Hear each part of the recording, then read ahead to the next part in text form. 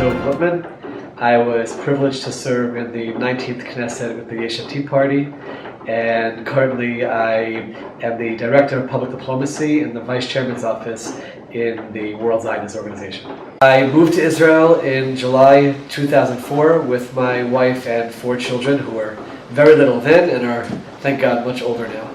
In America, I was in education. I was a teacher in high schools, Jewish day schools, and administrator as well. And that was my focus there, and that was my focus when I moved to Israel as well, to be a teacher in post-high school, yeshivot, and seminaries. The books that you wrote in terms of basketball and so forth, how did that affect the readers?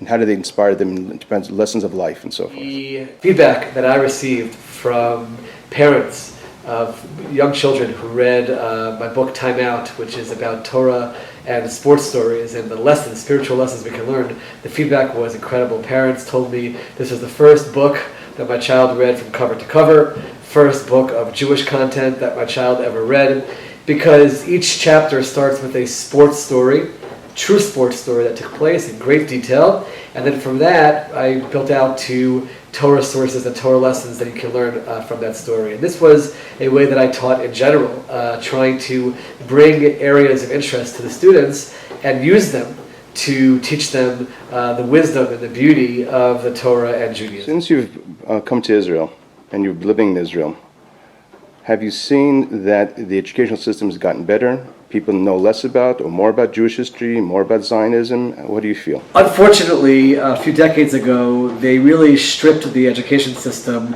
of Jewish content. And that's something which has had a negative impact on the state of Israel.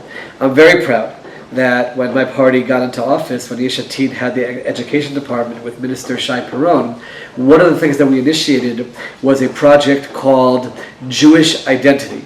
It wasn't halacha, it wasn't Jewish law, it wasn't telling people about ritual practice, but it was about just understanding who they are, why we're here, what we're all about, and it was reaching a few 100,000 children, secular children. And that's something which I'm very proud that we initiated. The leader of the chairman of our party, Yair Lapid, former finance minister and current member of Knesset, he said himself that there's no way any child in any school in Israel can graduate high school without knowing what a page of Gemara of the Talmud looks like, without understanding what that's all about. So I'm very proud that this is something which we brought to the table, and hopefully that will spread more and more throughout Israel, because we need to continue raising the Jewish awareness and Jewish identity amongst all the Jewish students in Israel. It's a very interesting point you bring up about Yair Lapid. In your opinion, you've known him for many years. Is he the anti-religious person he's portrayed by some people in the Chadariel? Or is basically a person who does respect Judaism and Jewish culture? Is Yair Lapid a person who is anti-religious, as he's often portrayed, or is he respectful? I spent hours meeting with Yair Lapid before I signed on with Yesh Atid and got to understand who he was. And no, he's not anti-religious. Yes, he is very respectful of religion. His message is that we have to break down this barrier that we've put between religious and secular and find a way to work together.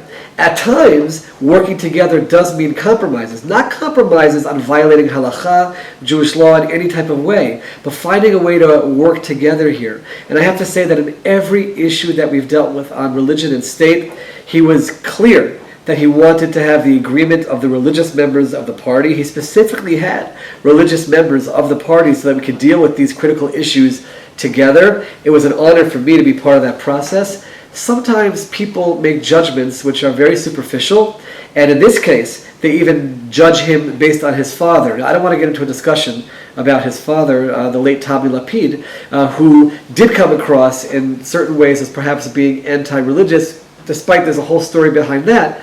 But to in any way judge one person simply based on who his father was is a critical mistake. And I ask everyone that I know of, find me one comment, one quote from Yair Lapid which shows that he's anti-religious in any way, and they cannot be found. He is not anti-religious. The philosophy is let's work together, and most importantly, let's not have coercion from the religious side on the secular side. The secular side should allow the religious side to live religiously, and the religious side should allow the secular side to live as they choose. That's his message, and that's our message.